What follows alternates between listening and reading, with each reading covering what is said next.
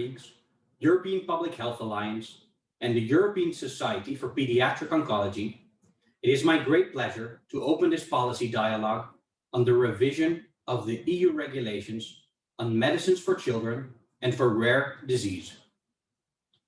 My name is Guy Muller.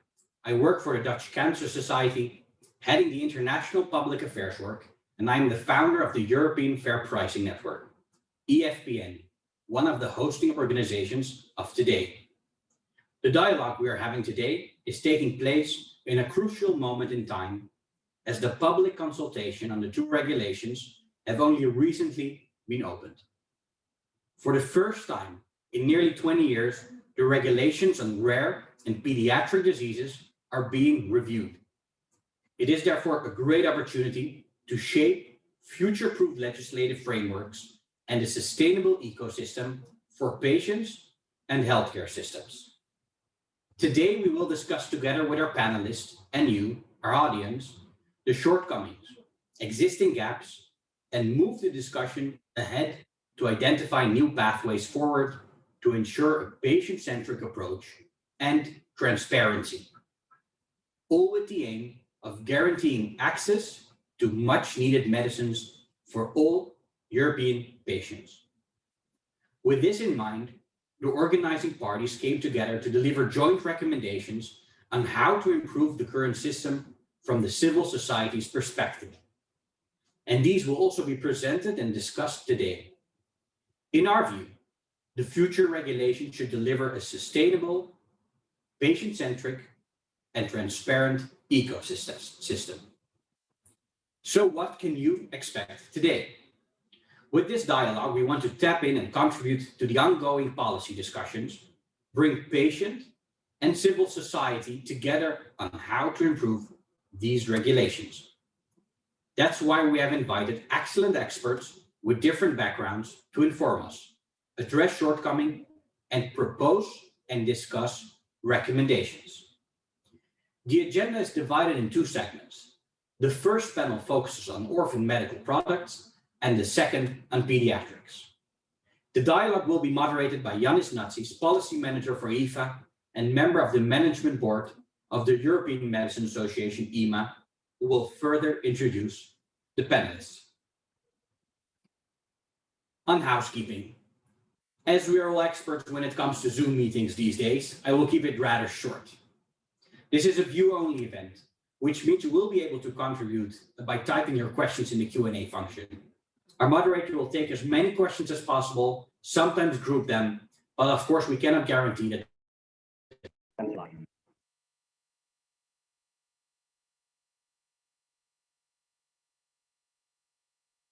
And of course, during Zoom meetings, the camera needs to fall out, else it's not a good Zoom meeting. The second housekeeping rule, please take part and follow the conversation by tweeting using the hashtag #Let'sTalkAccess. And last, this session is public and will be recorded. You'll receive an email with the recording, policy recommendations, and other materials in the coming weeks. I want to briefly thank all the organizations that have contributed to this day, the ECL, the EFPN, EFA, and SIOP Europe. Without further ado, I will pass the floor to our moderator, Yannis Natsis. Yannis, the floor is yours. Thank you, Guy. Thank you very much. Ladies and gentlemen, welcome. Welcome to this very timely event. The first part will focus on the orphan regulation. I'm delighted to be joined today by Dr. Beata Wiesler, who is the head of the Pharmaceutical Evaluation Department of the German HTA agency, EQUIC. Professor Dr. Wolf-Dieter Ludwig. Wolf-Dieter, he is a hematologist, and he is also the representative of healthcare professionals on the European Medicines Agency Management Board and a member of the Drug Evaluation Committee of the German Medical Association. Ward Rommel comes from the Flemish Cancer League, Stand Up Against Cancer, and he is a member of the ECL Access to Medicines Task Force. And of course, last but not least, Kaja Katorska from DG Santé from the European Commission. So we will hear from different perspectives in a very timely manner. If we could see our panelists, please, if you can open your cameras. and we can dig into directly. Welcome, Kaya. Good to see you. Wolf-Dieter, Beata, and Gord. Wolf-Dieter, if you could lower your camera just a bit, please, so we can see you better.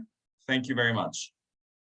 So the first question, because we have very concrete timetable. Wolf-Dieter, from your perspective, also as a hematologist, what have you seen in the rare disease field, especially in cancer, over the past years with the orphanization of the pharmaceutical regulation? Are you encouraged? Are you concerned? If yes, in what way?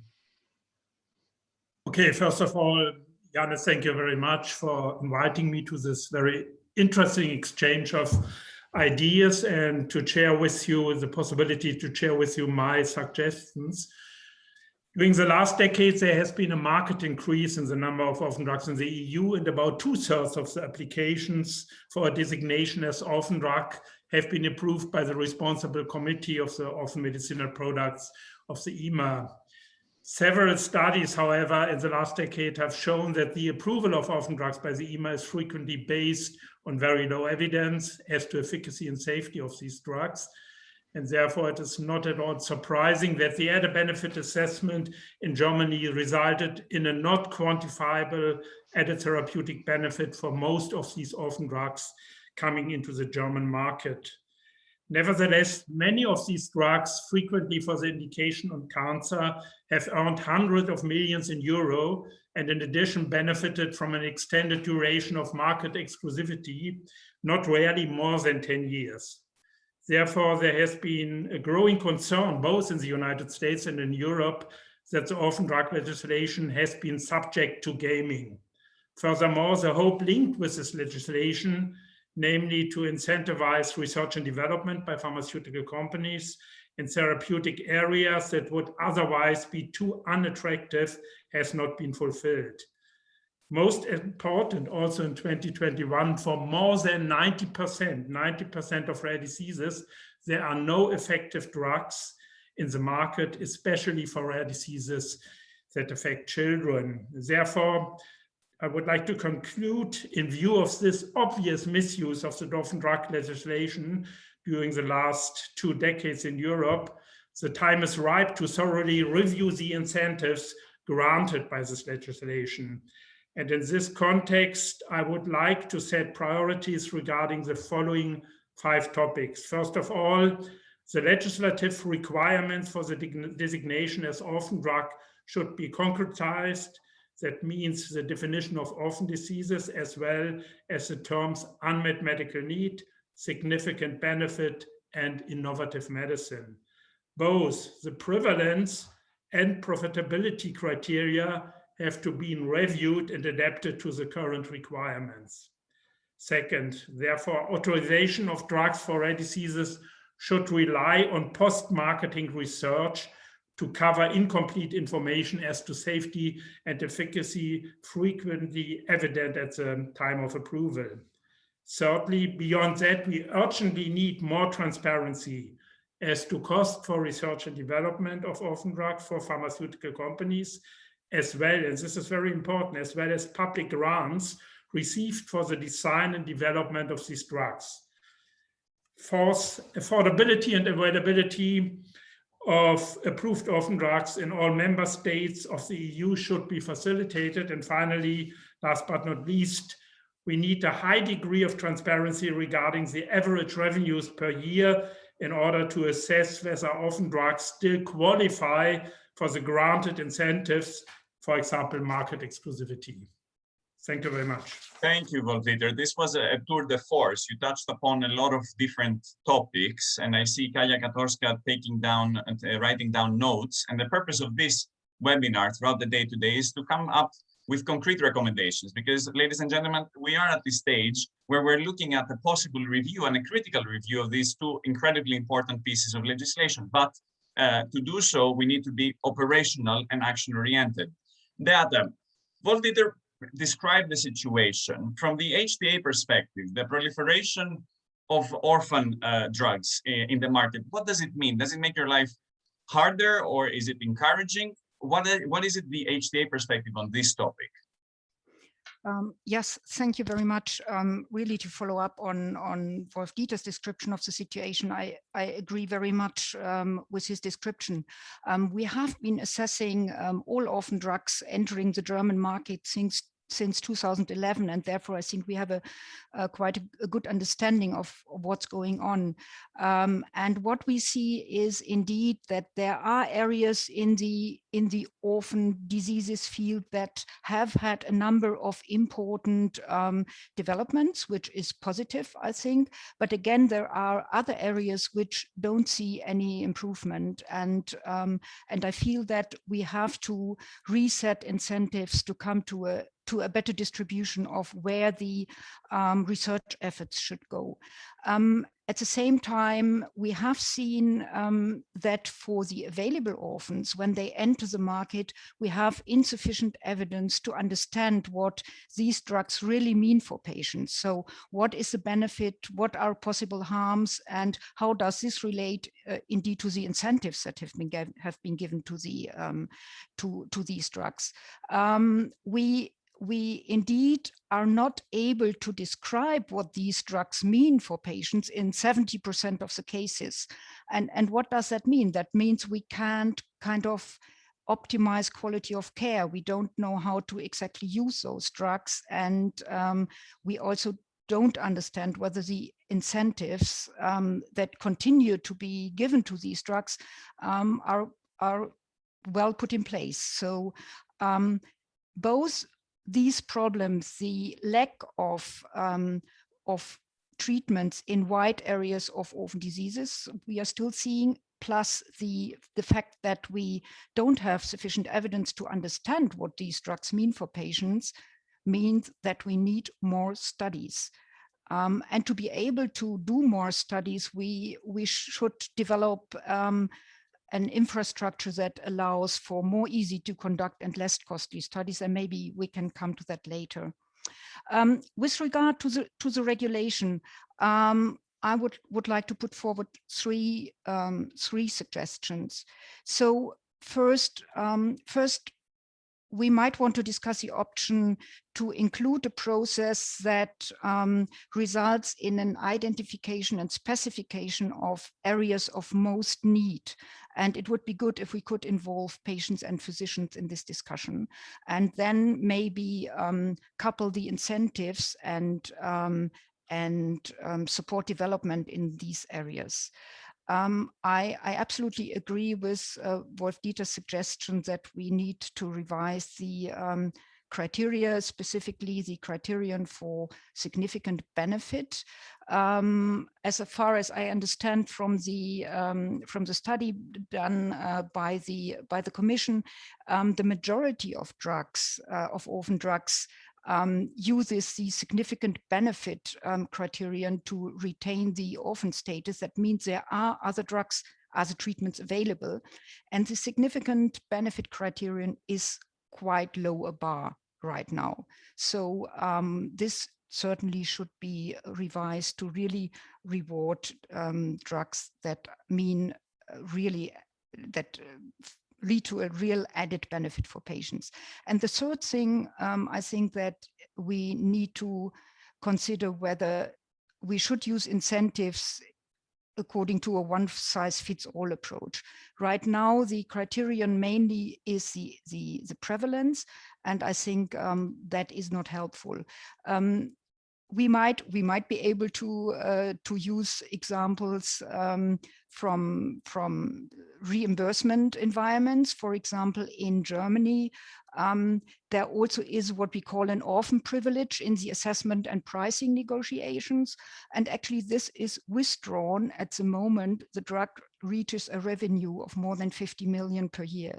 So I'm wondering whether the structure of incentives for orphan drugs, which we certainly need, but whether the structure of incentives could be more specific to the situation. Thank you, Beata. Very concrete recommendations from your side as well. Ward, I know that within ECL, within the European Cancer Leagues, you are concerned about the questions of the lack of affordability of those products, because these products, in spite of the perks and benefits that they enjoy from the legislation, they come onto the market with very high prices. And we also know that there is a problem with the availability of these products in numerous EU member states. What are your thoughts on these topics within ECL? Well, first, what I like to stress is that many orphan drugs that came to the market since the regulation have been for a large share anti-cancer drugs. This, of course, for cancer patients with a rare tumor, this has been an important regulation. But at the same time, well, we see some challenges. As you rightly mentioned, there is this challenge of affordability and also unequal access in Europe. But what we also see as a challenge is that for many rare cancers, we still have very low survival figures. So there is also a high unmet need there.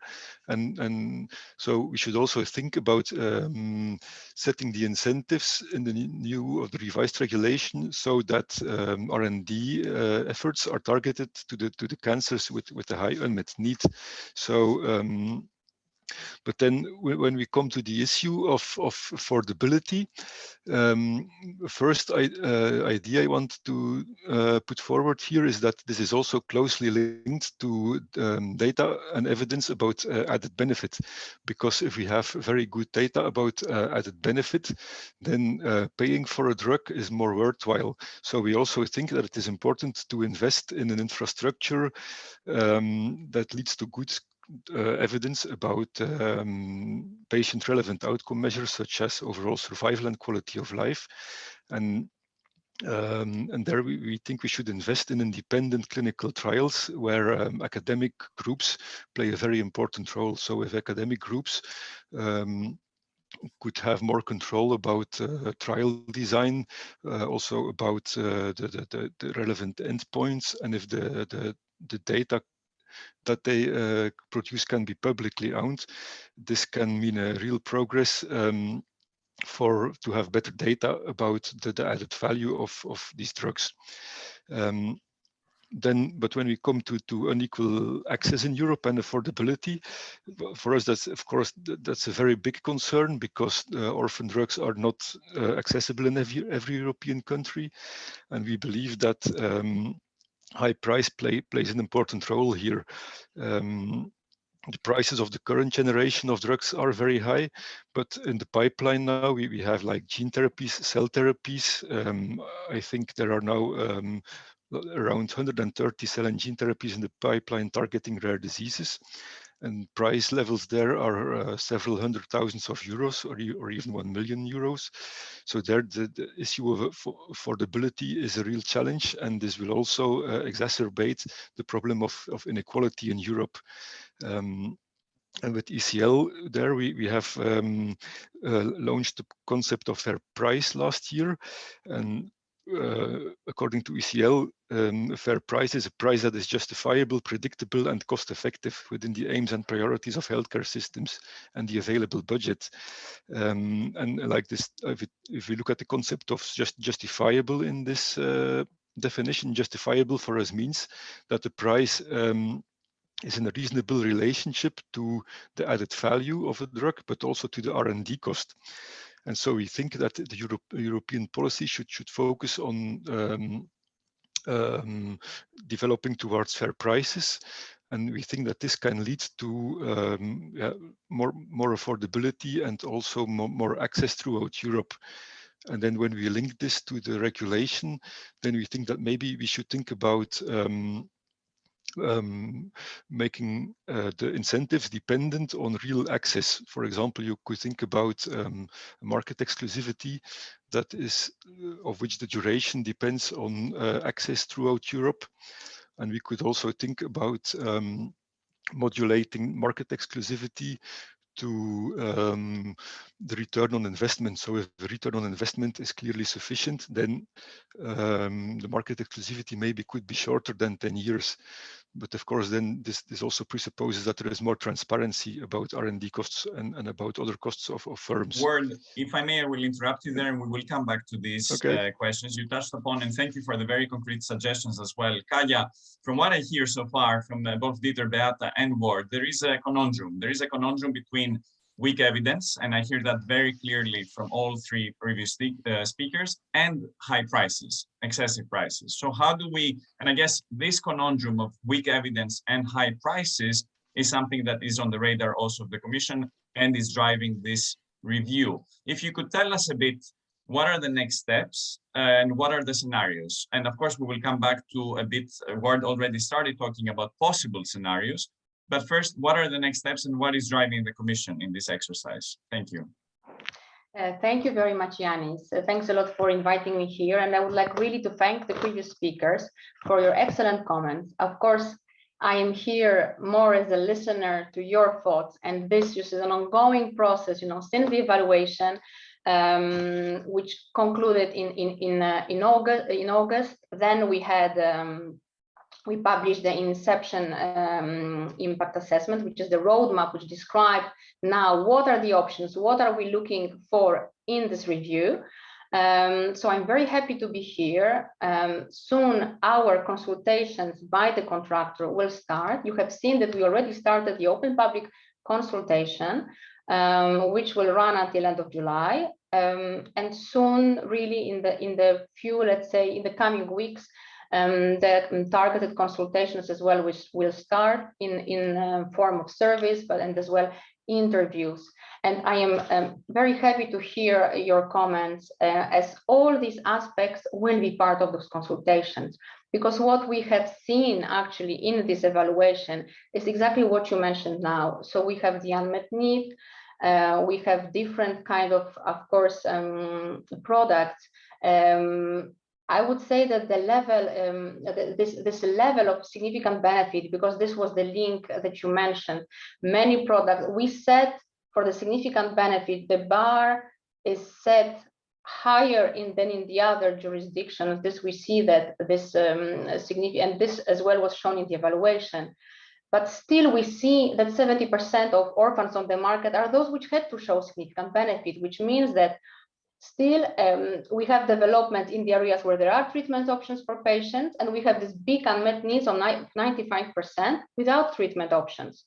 So we need to see, because the regulation in the form now doesn't have, let's say, doesn't give any directions to boost development in those areas of unmet needs. So this is one part which we'll be looking at.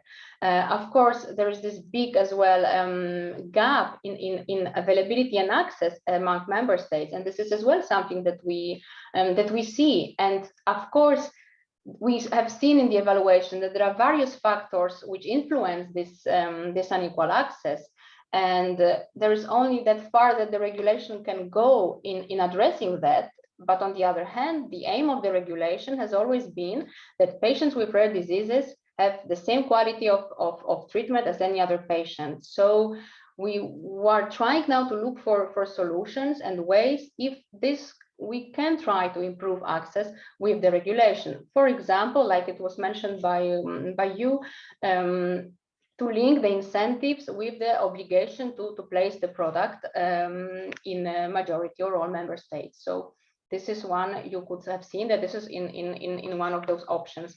You mentioned as well the development of science, new technologies, which may overwhelm the system. Of course, we see that this is of great benefit for patients because we need to follow the scientific developments and we need to catch up with the scientific development with the regulatory framework on one hand. On the other, of course, we need to see that the aim of this regulation is to foster development in rare diseases. So somehow we need to try now to find ways to make the regulation flexible for this development on one hand, but on the other, not to create, let's say, space for some artificial subsets of common diseases. You see that one option as well that we will be looking at is a change of the criteria, of the orphan criteria. So we have now the prevalence, we have the insufficient return on investment, we have significant benefit. We will be looking, of course, in the experience with the significant benefit criterion, which is a very important, unique for the EU system criterion. We will look at what is the experience with that, as well with the implementation of our notice and different aspects of that. Of course, prevalence, it will be as well looked at. Do we keep it at that level? Should it be changed? Should we have another criterion for rare cancers? And as well the aspects of return on investment, which was mentioned by all the speakers, which is a very important criterion, which however was not used. The evaluation has shown that the experience with this criterion is quite low. As well, we have not in the evaluation received information about the cost of development from the developers. So now you have seen in our roadmap that we would like to see ways how to bring back this return on investment, but a bit later to see how it would work if we try to, let's say, give a shorter market exclusivity in the beginning, and then the prolongation of those market exclusivity would depend on the various aspects, like for example, access, availability of that product in member state, and return on investment, and of course the prevalence criterion. And my last comment, which also maybe relates to the previous comments, is on this one-size-fits-all incentive. And this is something which also we have seen in the evaluation. And this is something we are looking into now in this study on the impact assessment to see how the incentive could be, let's say, in relation to what kind of product we are looking at. An innovative product, a well-established use product, and as well the criteria of unmet needs, which was mentioned by everyone. This is as well something we look at to try to find ways to maybe establish those criteria, which would be common, which could be in the legislation, for example, and products addressing those criteria would merit some additional incentives and help at different stages of the development. So thank you, Kaya. Thank you for shedding some light into the possible scenarios that you are brainstorming at this stage in at the Commission. Beata, what do we do? We're getting to a point where we treat every disease almost as a rare disease. What is that challenge? Because I think you agree, and I will pose the same question also to Wolf Dieter. This is where science is taking us, isn't it? Where we keep looking at subgroups of patients. So we cannot deny this, can we? No, you're right. I mean, in principle, we have always done that, try to describe patient groups that need different treatment. And we just have new criteria now to use. We have genetic makeup and things like that. So we are going down that road. But that doesn't necessarily mean that each of these patient groups becomes a rare disease which needs incentives. Yeah, so if, for example, if we look at patient groups with a certain genetic marker, we might find these patient groups in different diseases, and then it's still a larger number of patients. So I think we have to really take care that we don't use that that we don't shape the incentives just to this one number of patients and don't consider the overall situation. And at the same time, that also leads us to the necessity to change maybe our drug development processes. So if patient groups become smaller, we might need different study designs like adaptive platform trials. We might need to go beyond development of individual drugs, but have a look at portfolios of drugs and test them in connected platform trials. This at the same time means if we have less patients, we need to learn more from these data. So the data should be available, and Ward has pointed that out. I think that would be very important. The data should be so that to make sure nobody drops dead right now. Maybe firstly in a protected environment, to researchers and assessment agencies, the individual patient data, to learn the maximum out of this. These are just steps we need to go to reflect on the developments we see on the scientific side. Thank you, Beata. And Wolf-Dieter, I guess, and you said it also at the beginning, the concern is the paucity of the evidence. At the end of the day, we approve drugs, but we don't know how they work, who they work for, how they exactly work, and they come at a very high price. And I guess from the physician's perspective, that is indeed a big problem, but also for patients as well. It's not enough to simply have a number of approvals of new medicines. Isn't that so? Yes, Janis, you are right. But I think in general, I would like to emphasize that, as mentioned before, that most of the orphan diseases have no adequate treatment at the moment, more than 90%, 20 years after the orphan drug legislation came into force. And this is not, we cannot be happy about this. Of course, for me as a medical doctor in the field of cancer, it's nice to have new orphan drugs for cancer. But on the other hand, I'm questioning whether cancer drugs, mainly based on biomarkers, became small subsets of diseases, are really the main goal of the orphan drug legislation. I think this is not the right goal, especially because these drugs are have high costs and will be developed by the pharmaceutical companies definitely also without these incentives, because they are very attractive for the industry. And therefore, I think we should go back. First of all, I did not understand really what significant benefit means by the European Commission. Significant benefit has to be defined, and it's quite different from added therapeutic benefit as the term we use in Germany for the added benefit assessment. And if you look at these drugs, I'm pretty sure that most of these drugs in the field of cancer have no significant benefit shown at the time point of approval. And therefore, post-marketing studies are extremely necessary and very important.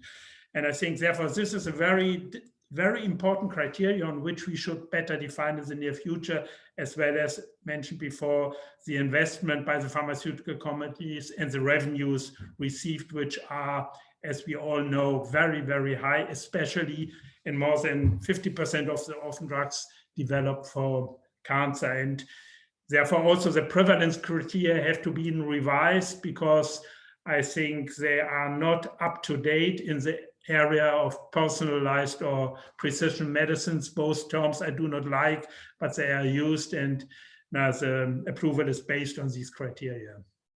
And Kaya, if I may, the direction of the regulation also on your radar right now with all of the discussions that are happening, is it also to boost the competitiveness of the sector, or is it mostly about drug development? Because I'm thinking also, what sort of changes can we see in Europe? And there is a question also from the Q&A chat room in terms of what is happening also in the US, because obviously Europe is not isolated. So my question to you is, to what extent also the developments in other jurisdictions are on your radar or not for this review? Thank you, Yanis, for this question. Of course, those developments are in our radar. We were looking at them as well when we were evaluating our EU system. And now as well, when we are checking what could be the best options for change, we are, of course, as well benchmarking with other Japanese, US systems. That's clear. And I saw the comment in the chat, and it's very interesting. You know, in US, they also have a huge unmet medical need. So this gap is not smaller, but of course, the systems are very different. So we do not, the orphan regulation does not allow subsetting for the moment. It is very difficult for applicants to get a designation for a subset. Of course, now with the, like we hear as well from Wolf-Dieter, with the personalized medicine, which is now coming more, we might see development in rare diseases, but also in the subset of non-rare diseases. And it's a difficult matter which will be looked at carefully now in the review, because it may not be only the matter of decreasing highly the prevalence, because will be still very, very low for personalized medicine. So we need to look at various aspects. And of course, we look at the US system. For the moment, we give market exclusivity, which is 10 years, which is the highest in the world. And you see that in these options now for review as well, we try to find ways to boost development in these areas of unmet needs. And there we want to test how to do that, what else maybe the developers need, especially SMEs, academia. So for us, it is as well important to help developers. So these consultations now in the review, it is very important to receive good feedback for everyone, because this is the moment that we listen as well to everyone to see what do you need because there may be difficulties in development because the market is very slow or because there's just no science. So I think it is also important to highlight that the regulation is a legal framework. It is, let's say, one part of this huge ecosystem on rare diseases. We have as well research, we have other activities under the big pharma strategy. So it should all basically interlink together and work well together. And this is what we aim for in the EU. Thank you. Kaya, I wanted to ask you if you can elaborate a bit, because it's a sensitive point and there is also a comment by our viewers. Incentives linking or rewarding the industry with further incentives. There are a lot of people who say that the industry has had a lot of incentives, giving them even more incentives in order to put their products on more markets simultaneously in Europe. To what extent is this a wise approach, especially when we see that at the end of the day, this is just the result of commercial marketing and business strategies of companies? So why reward them even further? If I understood you correctly, that this is one of the scenarios that you are considering right now. Yes, of course. We have seen, of course, that in the evaluation that the 10-year market exclusivity, of course, is a very good reward, and companies use well and are happy with that reward. We see products, we see developments, but we still have this high unmet need. So the question we have to pose ourselves is that is this not enough then? What else is needed to help those developments? So we try, there are various options. Like I explained, we look at how to modulate incentives to the type of development, to the type of unmet needs addressed, but as well in the unmet need, what help can we give? What more is needed to really develop products and have products accessible to patients who really need them? So, but on the other hand, we would like to look as well into ways, how to have some kind of, let's say, control mechanism. So to see if this market exclusivity needs to be long, it needs to be long enough and as well prolonged upon different requirements, and one of them is as well insufficient return on investment. So this relates to the Thank you, Kaya. Well, yes, for me, honestly speaking, especially with the evergreening strategies and other strategies that we see employed by the companies, having a 30-year-long period of exclusivity and monopoly, for me, it's a public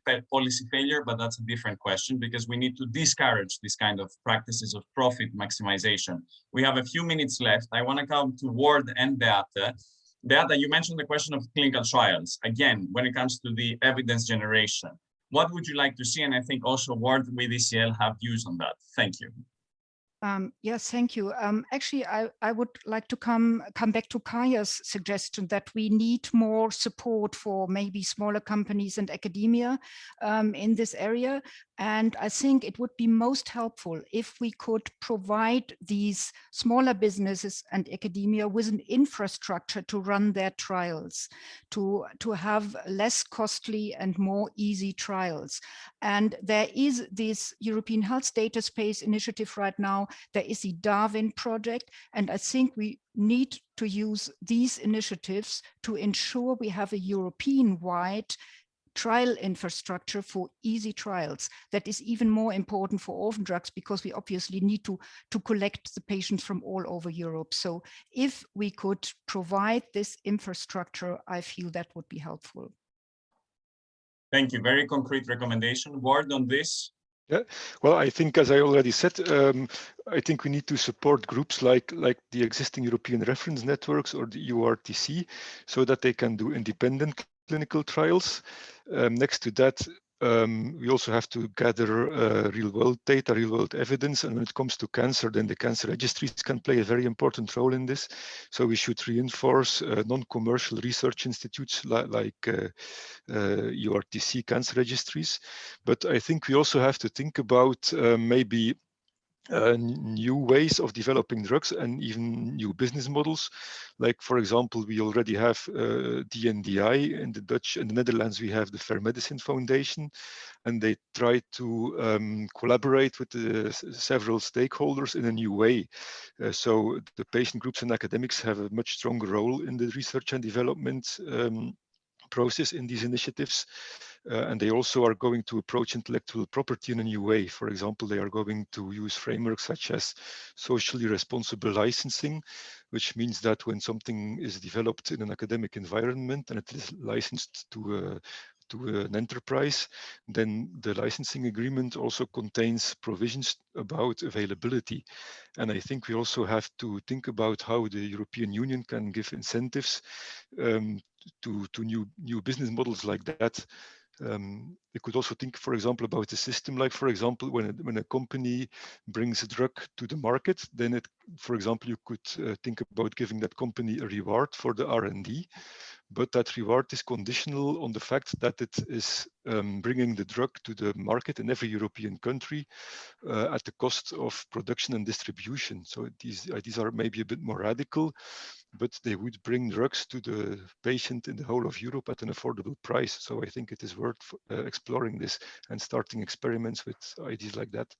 Thank you. Thank you, Ward. And I think this is the time. Kaya, I know you already have some ideas within the Commission, but I invite you to be open also to new ideas, additional ideas and scenarios. I think this is the time for all of us to reflect. And I love that I see a lot of engagement from our viewers in the Q&A chat room. I like the idea of the carrot and stick. I don't think that anyone is against science or the industry per se. It's on the contrary, having a new balance and making sure that the incentives, these privileges that are granted by, very generously, if I may add, by the legislators are used appropriately and not overused, misused, or abused, because at the end of the day, if that's the case, then we are all losing, maybe with the exception of industry's profits. Thank you very much. Beata Wiesler from MIQUIC, Wolf-Dieter Ludwig from the German Medical Commission, Kaya Katorska from the European Commission DG Santé, and Ward Romer from ECL and the Flemish Cancer League. Thank you for your time. You are more than welcome to stay online. We need to change, although there is an overlap, there is certainly overlaps. We are moving on to the second panel. There is no coffee break, ladies and gentlemen. I would like to welcome, the second panel is on a topic that we don't hear so much about in Brussels, and this is why I'm delighted to be joined today by Professor Gilles Vassal from the European Society for Pediatric Oncology, SIOP Europe. He's one of the gurus, if not the guru. He's a pediatric oncologist in Europe, former president of SIOP Europe. SIOP, I invite you to check the organization out. It's a fantastic network. I'm delighted particularly to have Delphine Ihnen with us today. She is a parent of a cancer survivor. Her son has struggled with cancer in the past. I think he's now doing well. Delphine is with CCI Europe, Childhood Cancer International, the regional committee. And this is a fantastic network of patient support, bringing together survivors, but also their parents. And I'm very excited to hear Delphine's perspective in this discussion. And please go and visit the site of her other organizations. She is the Kicker-in-Chief of Kick Cancer, which is a Belgian foundation, and they do fantastic work. Please, I invite you to visit their website. Frank Hulstert from the Belgian HTA agency, KCE. And of course, last but not least, Fabio Datri, a colleague of Kaya Katorska from Santé, working on the file of the pediatrics regulation.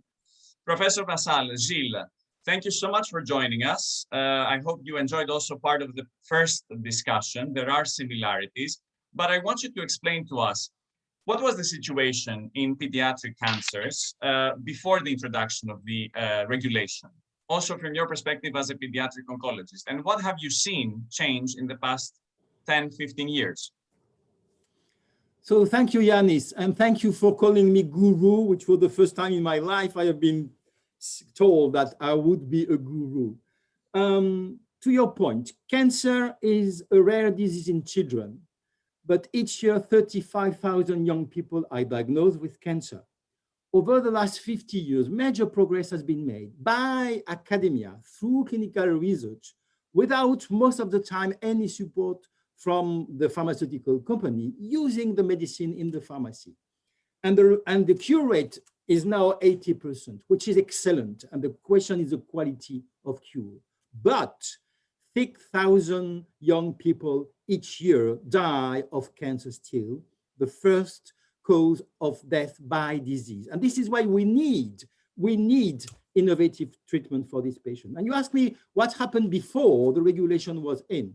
Well, we were trying to get access to the new drugs, to develop them in patients. But then the company said, well, you know, it's risky. Wait until we do have a drug for adults. So it was really difficult to have access to innovation for these patients suffering of non-curable diseases.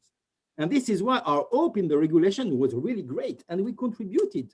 And we said, hey, the same drugs are being used in adults and children. So consider that the one coming up should be evaluated as well in children as in adults based on the biology. So since 2007, the regulation is up and running, and it is a success, a clear success in many, many diseases, pediatric specialty, rheumatology, infectious disease, where the disease is the same in adults and children. But the problem in pediatric oncology is that we do have different cancers, completely different cancer. No breast, no lung, no colorectal cancer, no prostate cancer in children, but leukemias, lymphoma, brain tumors, neuroblastoma. So the cancers are different, but 80% of the drug we use in children are used in adults. And this is one of the major loophole or issue in the current regulation, that because a lung cancer does not exist in children, a drug developed because it's targeted in lung cancer was not developed by a company in pediatric malignancy with the same target.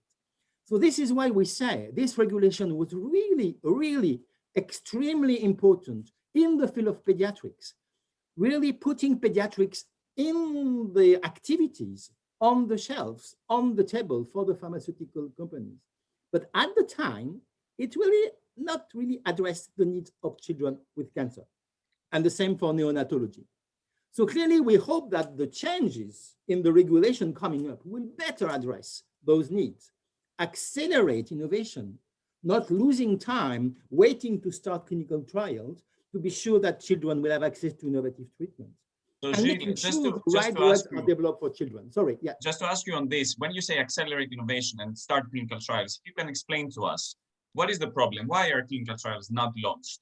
If you can make it even clearer. Thank you. Oh, sure, absolutely. This is in pediatric oncology, but this is also in other fields. A company developed an asset in adults, but the start of the pediatric trials is after the drug is approved in adults. While we say it should be in parallel. So starting earlier, the evaluation in children of the compound which is relevant in order to be able to generate sufficient information. At the time of the marketing authorization, we will have information for children. And then pediatric oncologists and other pediatricians will not have to use off-label medicine, which is the case at the moment. The clinical trials in children start late after first approval in adults. So the drug is being used off-label, and we have difficulty recruiting patients into the trial. So this is why we need to accelerate. Think early. When a company develops a drug, is it relevant or not based on science for pediatric malignancies?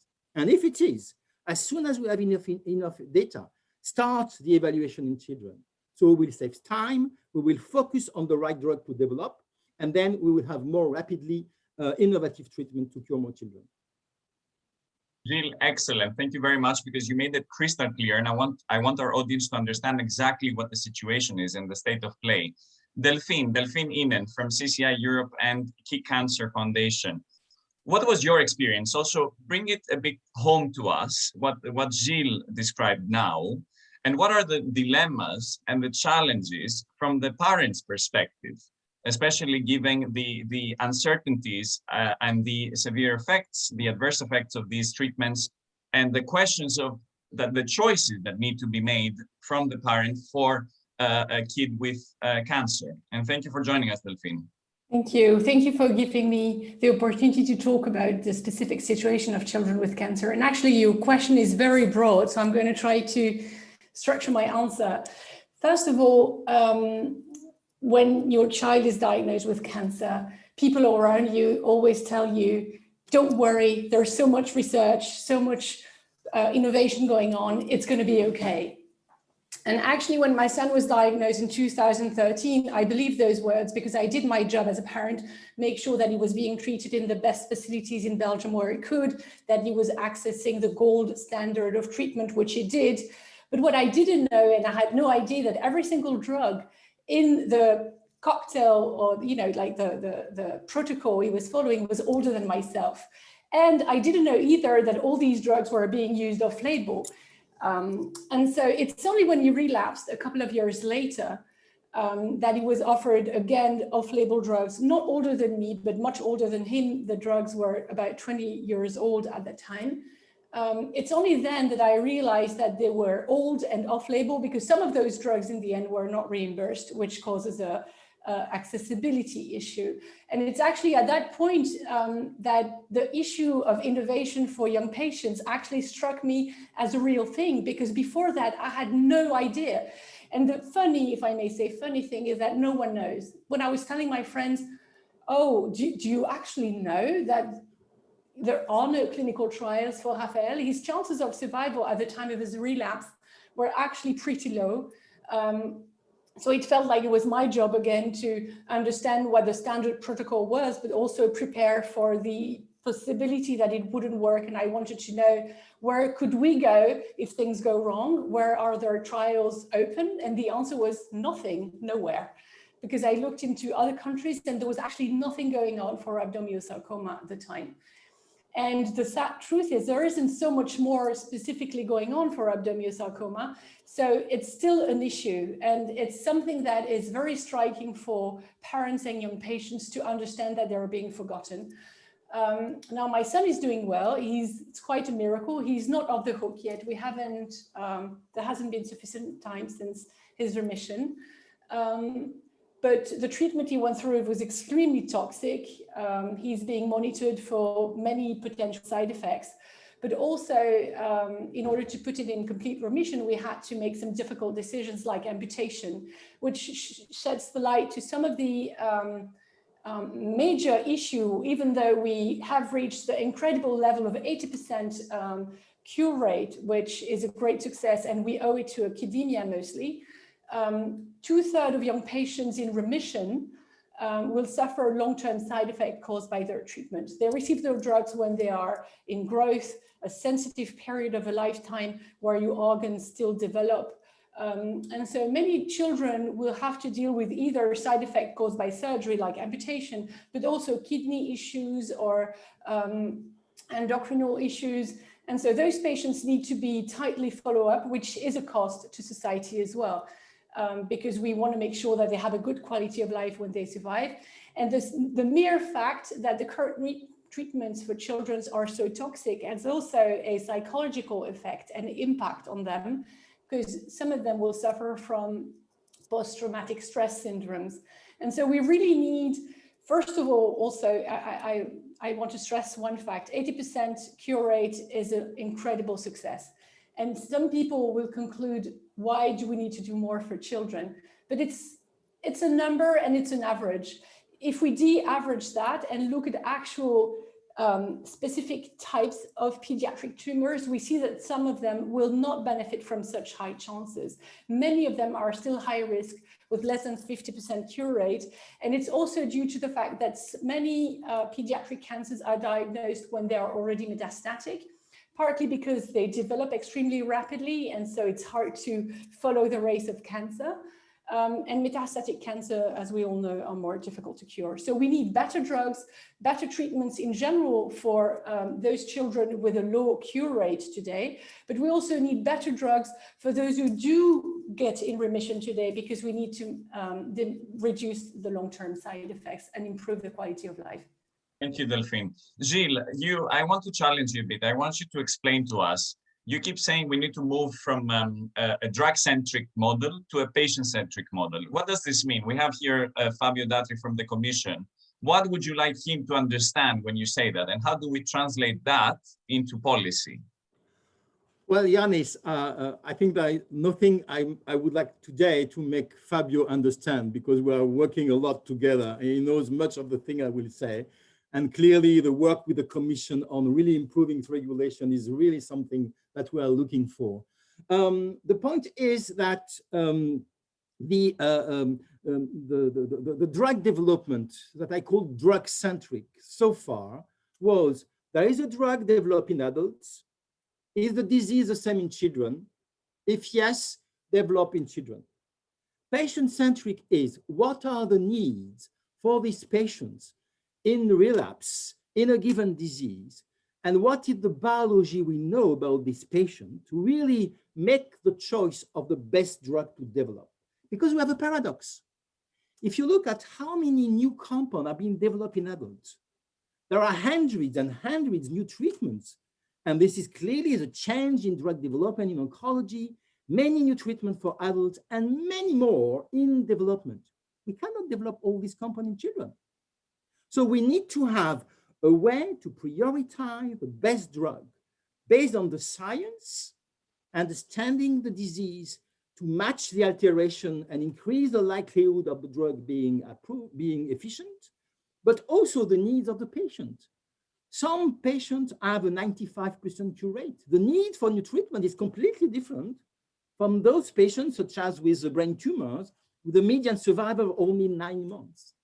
So this is why the change that is foreseen in the change in regulation, and I guess Fabio will address this, is that let's look at the unmet needs and the science to drive the development, prioritize compound, in a work together, and maybe we'll address the issue of multi-stakeholder, which is absolutely essential in the field.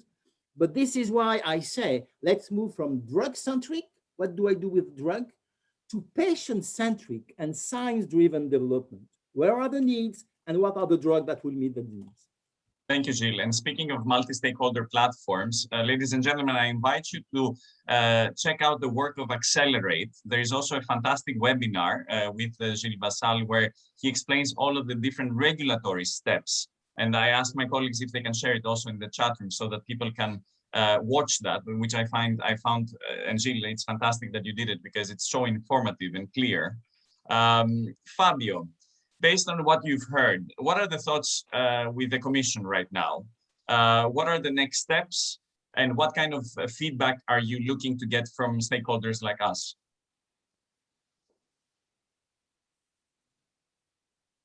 I cannot hear you, Fabio. Sorry, I was double muted, so now you should be able to hear me.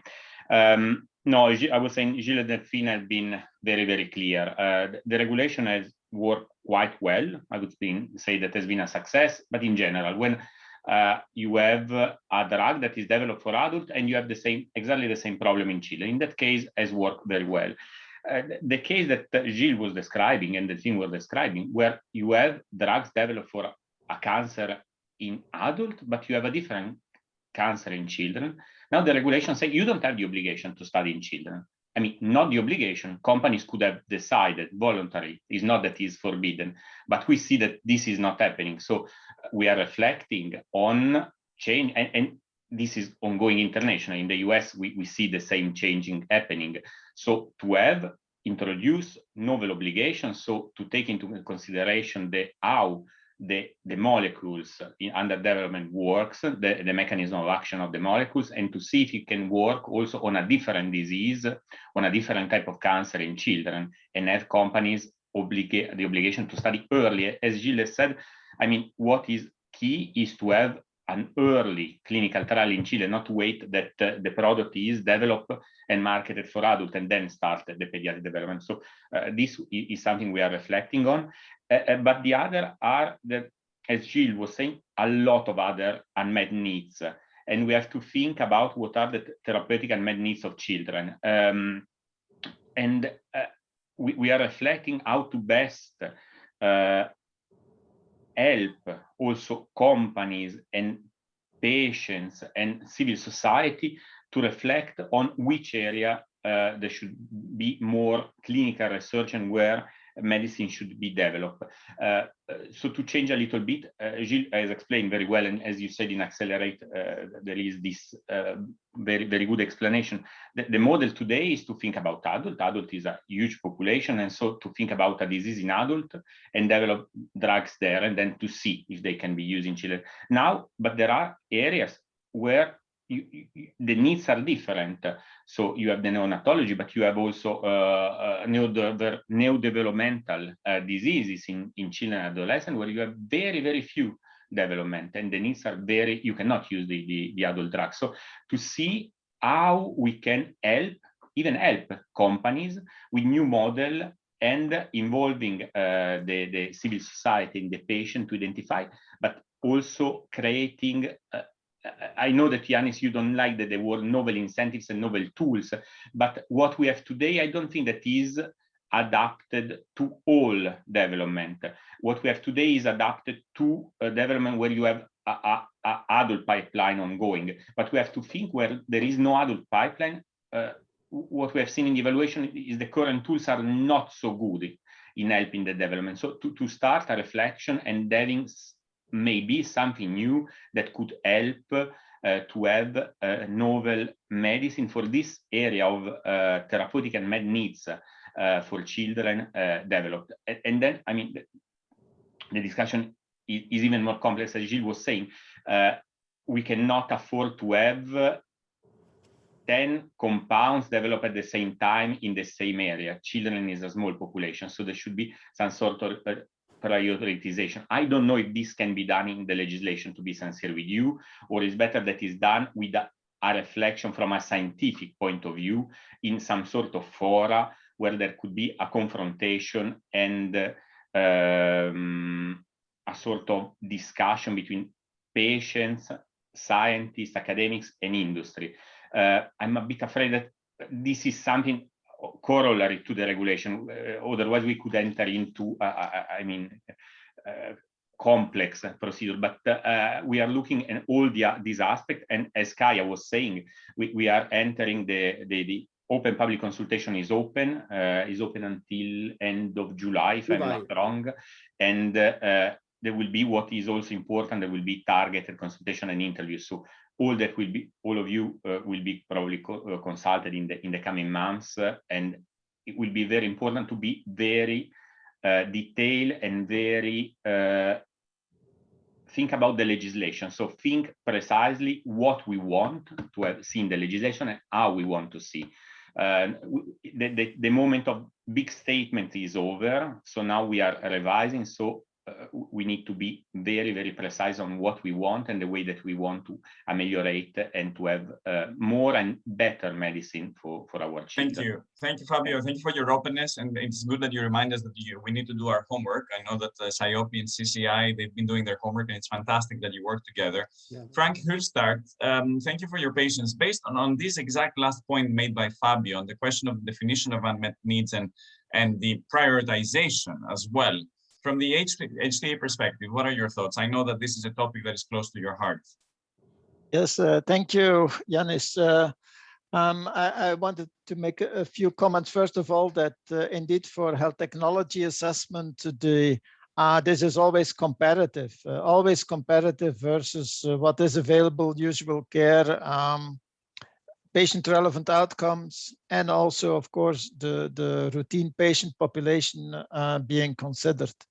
Now on this prioritization, actually today is the International Clinical Trials Day, this day, and we have this symposium by ECRIN running, in fact, where platform trials are being discussed.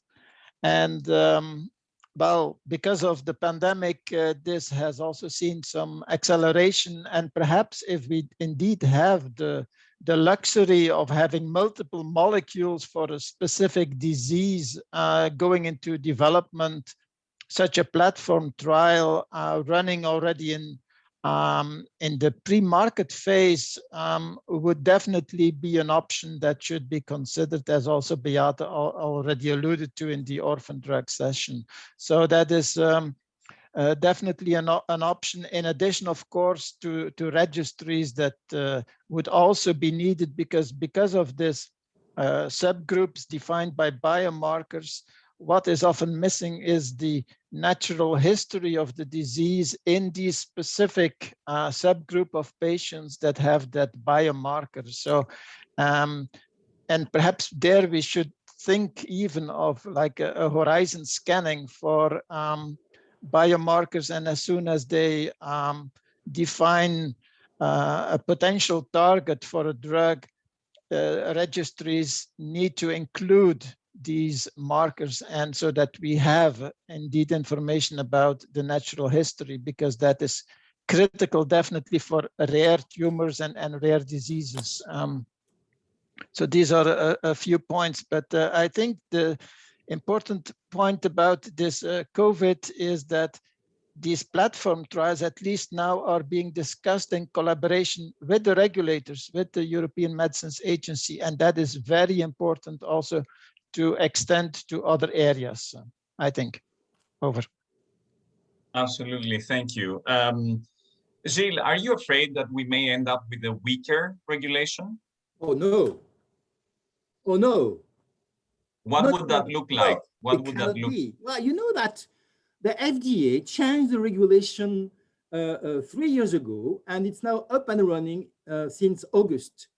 And they have a brand new thing, which is in oncology, a company should look at the target of the disease and not the disease in adults. Yeah. Come to the FDA and say, we would like to develop. This is a major change. And this is why it's important that the regulation embrace this change, which will resolve the issue, same compound, different diseases. But this is not the only issue. Start early is important. And I would like to comment a little more on Frank's comment. We need to have the health technology assessment much early in the design of all these drug development in children with cancer, and probably the others. Second, the randomized trial. We do randomized trial in pediatric oncology, but there are clear situations that we cannot run randomized trial because the disease is extremely rare with the target.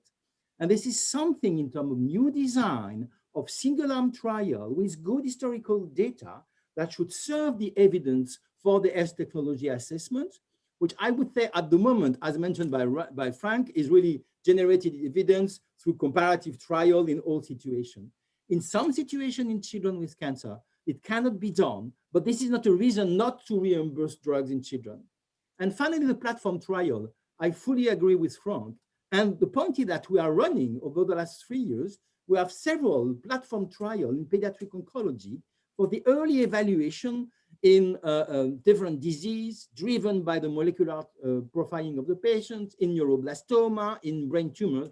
So we are running this platform trial, Frank, and this is really accelerating. But this is a topic different from prioritization. Prioritization is among all these drugs, which one should go there? Platform trial is a way to accelerate innovation and enlarge the option for a given patient.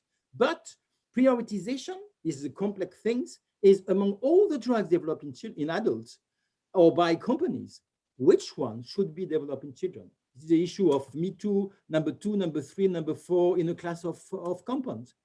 So this is where this prioritization needs to be set up. And Fabio said, well, it's difficult to put prioritization in the regulation, which is absolutely obvious, because no one will tell the company, well, you go, and a company, you don't go.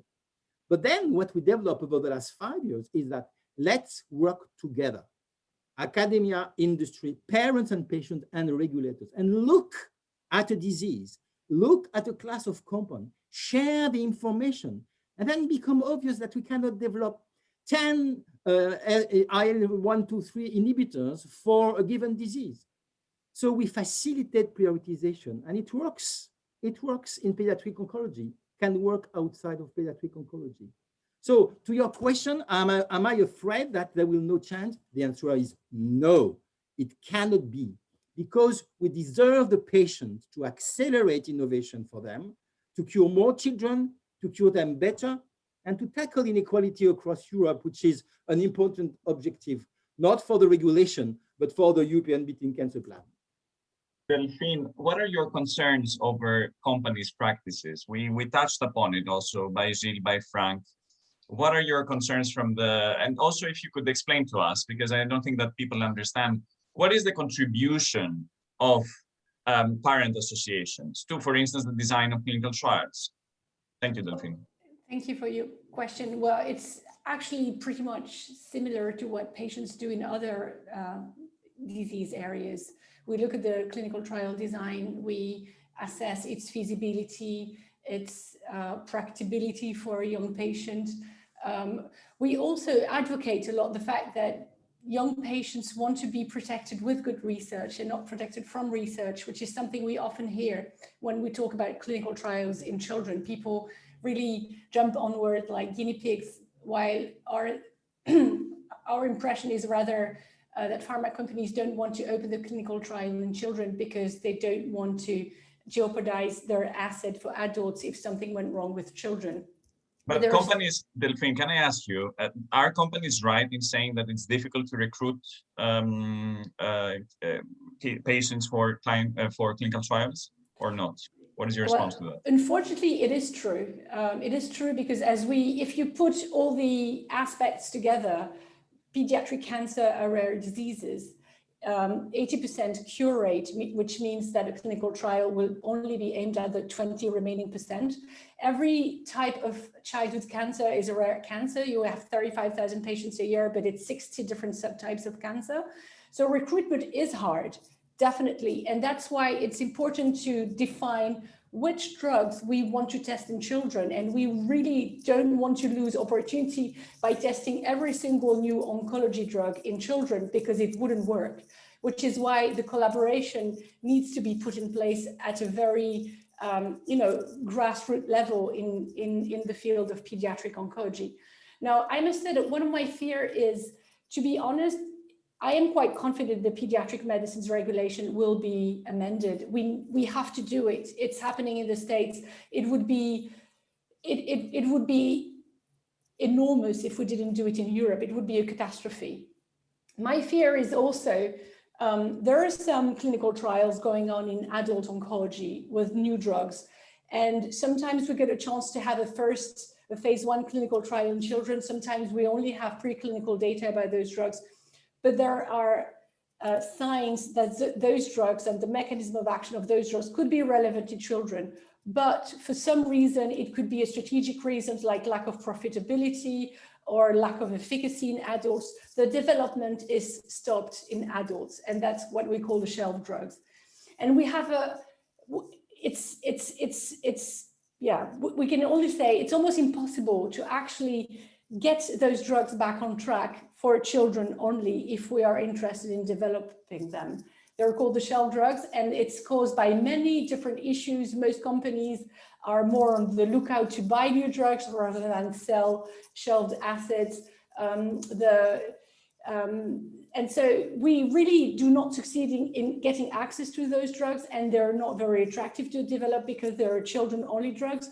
So we really need to think about a framework. How can we make it attractive for pharma companies to sell those compounds to people who would be willing to actually develop them for children only? And how can we incentivize specifically, and then I'm bouncing on what Fabio Datri said earlier, what kind of incentives could we specifically put in place for pediatric only indications because we need to make sure that that can happen too, pediatric only indications, because some pediatric cancer will only be cured if we look specifically into their biomarkers and their targets, and not only the adult one that could be transposed in children. So very, very clear, and thank you. Just I want to make sure that everyone understands in terms of the recruitment for clinical trials. Your answer is that it is possible and it is desirable at the same time, feasible and desirable. Yes, well, to make it possible, we need a good strategy on which compound we're going to test in which disease. Because if we have too many clinical trials for one single disease simultaneously, clinical trials will compete for patients and no one will succeed and everyone will fail. And two, we also need, but that's another regulation, it's not the topic of the day, but we really need a good implementation of the regulation on clinical trials, where the authorization of one clinical trial in one country can be expanded in all countries, and that it's, make sure that it's centralized so that all countries can open simultaneously. Because in rare population, if you miss the participation of Germany, which is a huge patient pool, you really miss an opportunity to have good data and sufficient recruitment.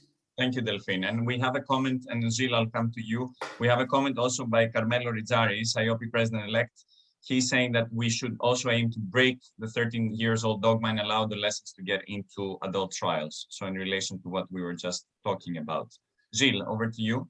Yeah, and Carmelo really is absolutely right mentioning this, including adolescent in adult trial when it is scientifically and medically relevant. This is a program run by Accelerate, and now we give a stamp, fair trial, fostering age-inclusive research to clinical trial run by like industry sponsor or academia that fulfill these needs of adolescents. I wanted just to make a comment on clinical trials. We have been doing clinical trial for the last 50 years, which means that we know and we can recruit patients in clinical trials. We are waiting since 2014 for the implementation of the clinical trial regulation that we have been told it will be at the end of this year. Really great, because we hope that this will facilitate the transnational implementation of our trial, because we don't do much national trial. These are rare disease. So we do pan-European trials. And you know what? We even do global trial, working with our colleagues in the US. And now in Accelerate, we say we will need more of this global trial. We need to understand what are the hurdles. And at the moment, we are surveying some of these trials to understand what are the hurdles to facilitate the implementation of global trials. Because if we do so, we will have more patients participating and more rapidly implementation of clinical trials. So it's difficult, but it can be achieved. We have a track record of New England Journal of Paper with randomized trial run with the US, really showing that we can deliver good clinical research. We need a favorable environment. We need a good pediatric regulation to facilitate access to the right drug and to make them develop, and a good regulatory environment for the clinical trial to facilitate the implementation of our trial. And Frank and Gilles, a question on drug repurposing and then the need perhaps for clinicians. Gilles, I want to challenge you a bit to be a bit more entrepreneurial when it comes to leading clinical trials, and perhaps there can be also public funding for these clinical trials. No, or I mean, we see also at the EMA, we offer scientific advice for free on this. Please, Gilles, I see that you, and then Frank, just one addition because we're coming to the end of the session. Please. Oh, Yanis, I'm telling you that it's been 15 years that the pediatric oncologists with our colleagues have been running clinical trial. I can tell you in the field of pediatric oncology, many pediatric oncologists know well clinical trials, and we are running, where I don't have exact numbers, but we have more than 100 trials ongoing in Europe for pediatric oncology. So clearly they are keen. And you say, let's be more entrepreneurial. Well, it is not in our blood to build companies. No. But clearly this is where the work together is so important. And you told me that I am a guru. I'm not a guru. I'm just trying to pass messages. And the message is, let's work together. When a company wants to develop a pediatric drug, a pediatric oncology drug, before going to a regulatory, should work with the academia, because it will build good plan, good clinical trial that are more likely to recruit patients. So this work together is essential. No one has the clue. The only way is all together we can really make this happen with the right drugs earlier and improving the way we give access to innovation for children. And I guess we need more public funding. I think we all agree, public investment in this area. And we a hope lot of the results, yes. Well, we are waiting for the Cancer Mission. We are waiting for the European for Health. We are waiting for the others. And you know, I am the one who said we should not put everything on the shoulder of the pharmaceutical company. They should be committed. They should be involved. But we need also some public funding, because there are questions that companies will never address. The strategy, therapeutic strategy that is needed. This is academic research. So there is no blame, no shame. There is no one culprit and so on. Work together, because this is the only way we can really achieve what I said. Better drug, the right ones, and earlier. Frank, concluding remarks, because I think Yes. we need to wrap up, please. If I may add, indeed, for repurposing for very cheap drugs, often important also in pediatrics, the regulatory pathway needs to be further developed such that non-commercial clinical trials can also lead to a label change, in fact. And so I know this process is underway, but it needs to be stimulated and accelerated, probably. Thank you. Thank you very much. Fabio, last concluding remarks, if anything to add. Just very quick, hyper quickly. So involvement of HTA bodies, I see it coming, because with the new HTA regulation, if it will be adopted, there will be early interaction of HTA bodies early. So their needs will be listened. On clinical trial, I'm very passionate, because it was my previous dossier, the clinical trial regulation, and is coming. I think it's a very good regulation and can really complement the pediatric regulation, because we will have a uniform, at least, assessment of clinical trial over Europe, involvement of pediatrician in the assessment, and better involvement of also the children. The children that participate in the trial will have to say and will be explained what is happening, so that they will have a say. So I think we have, and then we have all these instruments, speaking about financing, EU for Health and the Cancer Mission, Cancer Plan. So I think we are getting into a moment where we were discussing with Gilles the other day, where there are several initiatives that are coming either in place or are developing that will really change the development of medicine for children in the coming 10, 20 years, I hope. So thank you, Fabio. Really a key moment. Thank you. Yes, a convergence of powers, I would say, in different elements. And Delphine, final words, and then over to Gilles. Yes, I just wanted to add, I think it's very important that we have the Horizon Europe and those kind of financing for projects. But we all know that research cannot only work by project. We need clear financing of structures so that we can hire people, develop a talent pool, so that we generate more ideas for projects. And that's something where pediatric oncology needs support. And I'm sure that many pediatric diseases need similar support. And so I know this is not the topic, but the European Reference Network, pediatric cancers, they need to be properly funded. The collaborative groups in Europe need to be properly funded so that we can generate more ideas for projects. Wonderful. Today, we rely a lot on extra night hours from pediatric oncologists and researchers, and we are very grateful for that, but that's not how it should work.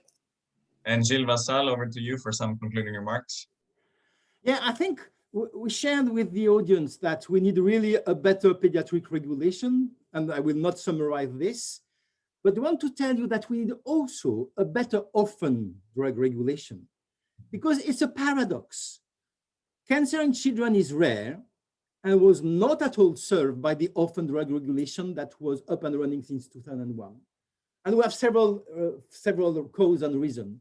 So we need really, especially for the development of specific pediatric drugs, because we will have on one hand the drugs in adults that will be properly developed in children, but we will also the new knowledge coming from the researchers that will identify specific pediatric targets, and we do know some specific pediatric targets, not easy to drug. And we will need to have incentive to really have startup and company developing this specific pediatric drug that could be first approved in children. So to your question, do we have hope? The answer is yes. We need both a good pediatric regulation addressing the needs, a good orphan regulation, I'm not alluding the issue of accessibility and cost, in an environment that working together, we can really move the needle, which is exactly what we need for children and adolescents with cancer. Thank you, Gilles, and thank you for making the link with the orphan regulation. But I'm very happy that for the purpose of this panel, we really zoomed in on the needs of the pediatric regulation. As I said, we don't hear so much about, or as much as we hear about orphans in Brussels. So I think Delphine Inen, CCI Europe and the Kick Cancer Foundation, thank you for joining us. Frank Hustert from the Belgian HTA-KC, thank you for being with us. Fabio Datri from the Commission.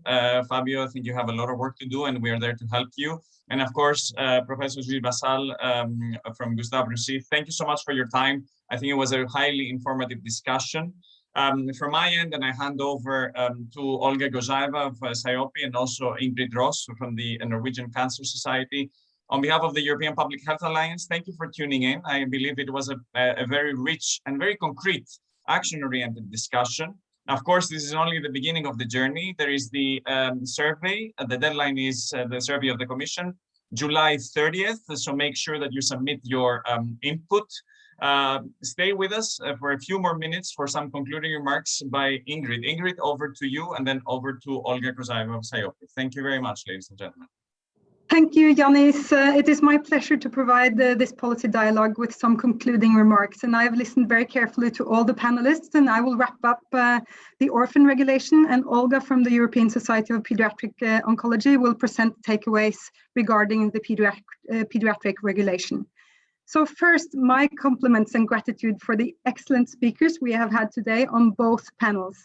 I really hear a genuine commitment to make change that will cause better treatment for children and people affected by rare diseases. So today, I also think we have managed not to limit the discussion to what didn't work in the past, but take the discussion forward and discuss different ideas and scenarios to better this regulation and make it future-proof. So I will not try to summarize all the points made, of course, but highlight a few hot issues that we need to address. And I think I will try to group these in 4 key points. So first, there seemed to be a common understanding on the fact that there are no approved treatments for 95% of rare diseases, and this must change. Wolf Dieter highlighted this in an excellent way. He said, we don't have sufficient evidence for the use of some medicines, and we need more studies.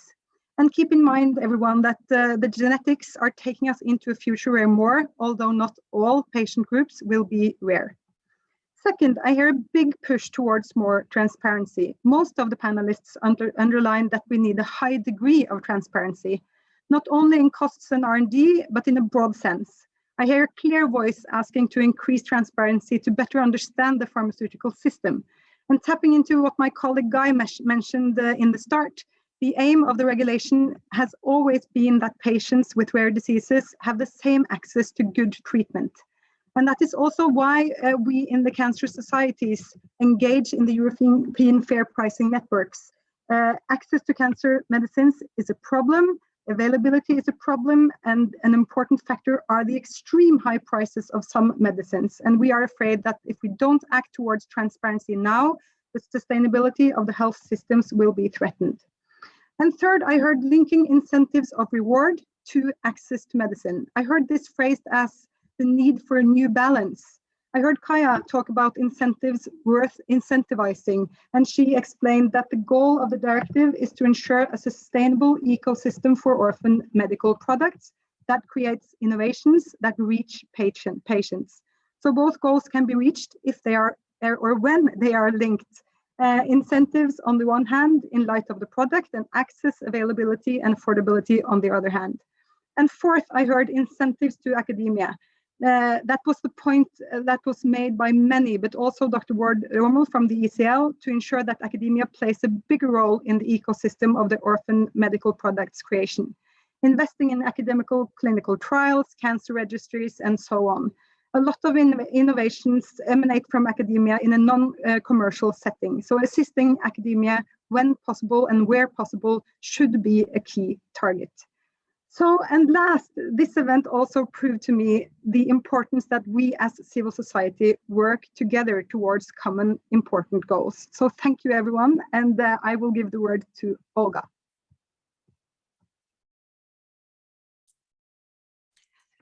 Thank you very much, Ingrid, and thank you very much again to the panelists. It's a real pleasure for SIOP Europe, the European Society of Pediatric Oncology, to co-organize these very important discussions with our colleagues from IFA, ECL, and EFPN. So it is now my pleasure to highlight some key takeaways regarding the pediatric regulation discussion. First of all, we heard it loud and clear.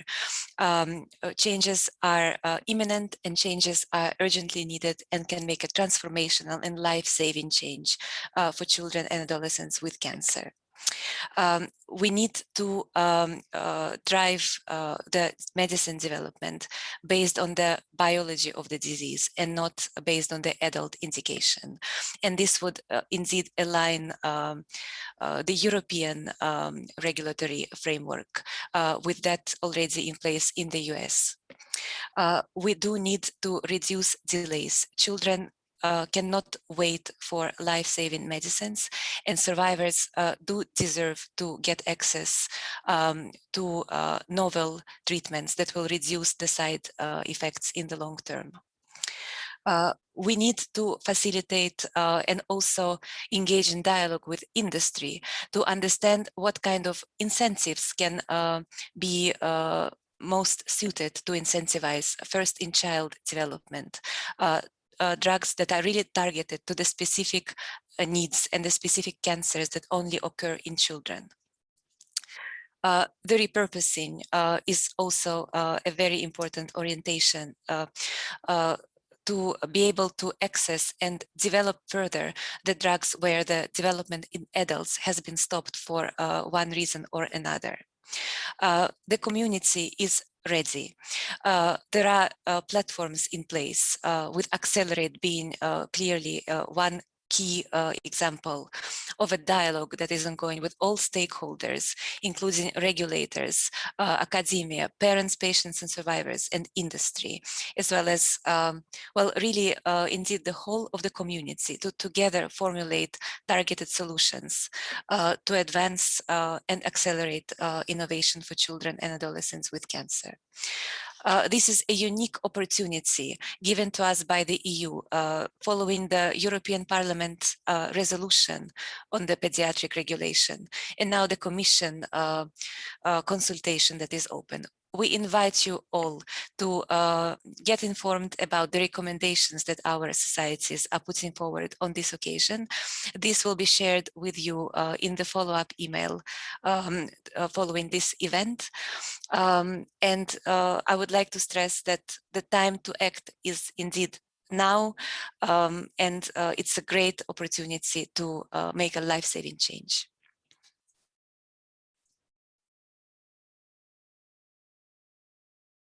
Thank you very much on behalf of all the organizers.